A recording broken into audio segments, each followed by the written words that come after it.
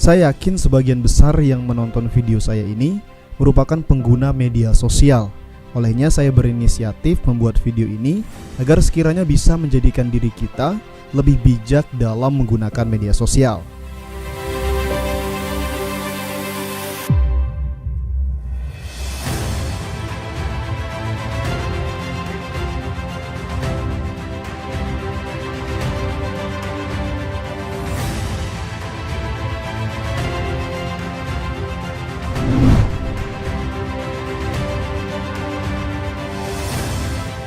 Di masa sekarang, media sosial bisa dikatakan sudah menjadi makanan sehari-hari bagi setiap orang, apalagi remaja.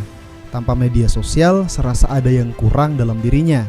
Biasanya media sosial dijadikan sebagai wadah untuk mengeksplor diri, mengisi kebosanan, dan lain sebagainya. Menurut Hotsite, dari total populasi penduduk Indonesia yang sekitar 272,1 juta, ada sekitar 160 juta yang aktif di media sosial. Ini menunjukkan bahwa pengguna media sosial di Indonesia sangatlah tinggi.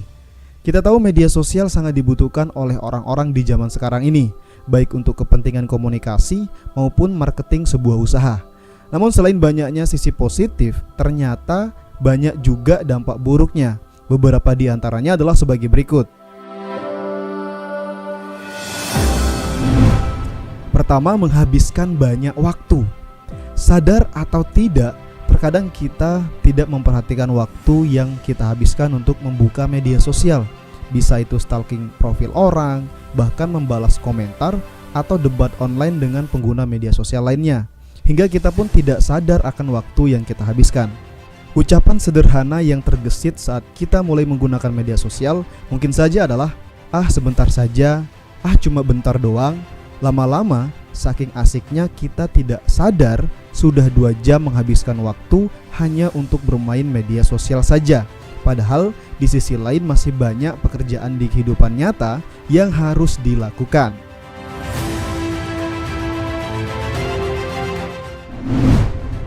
Kedua, berkurangnya privasi pribadi.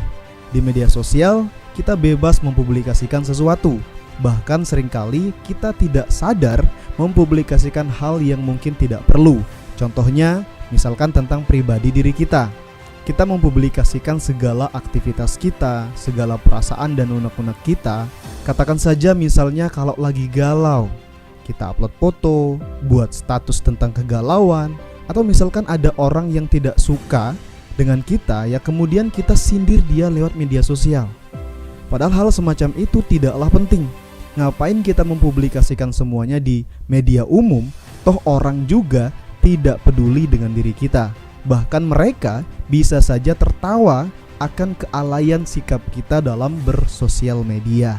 Jadi bijaklah dalam menggunakan media sosial, jangan mengumbar lebih tentang diri sendiri.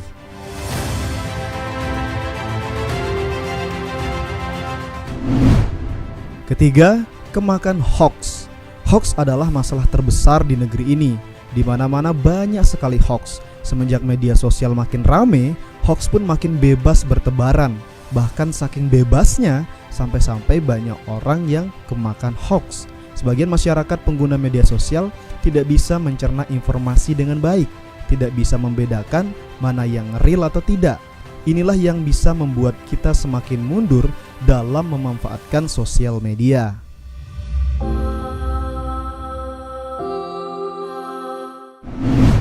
Keempat, tidak dewasa. Terlalu banyak menghabiskan waktu di media sosial akan membuat kita jarang berinteraksi dengan orang secara langsung. Bahkan itu bisa berdampak terhadap tingkat kedewasaan kita. Tentu kita jarang dapat berproses secara nyata. Kita sulit beraktivitas karena disibukkan terus dengan media sosial. Meskipun teman-teman kita di media sosial sangat banyak, namun mereka bukanlah teman di kehidupan nyata. Mungkin hanya sebagian kecil saja dari mereka yang betul-betul teman yang kita kenal di dunia nyata. Namun sisanya hanya sebatas teman media sosial yang belum tentu peduli dengan kita.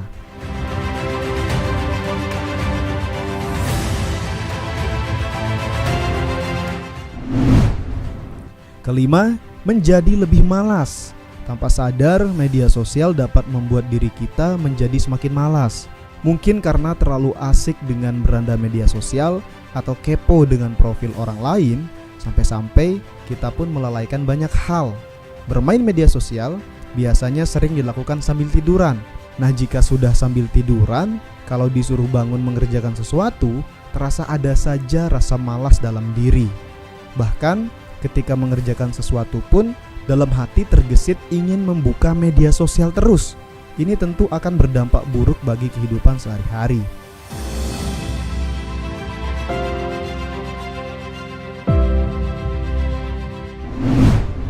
Sahabat inspirasi, bijaklah dalam menggunakan media sosial.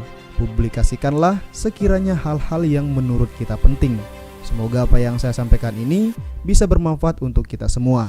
Sampai jumpa di video selanjutnya. Selalu salam inspirasi.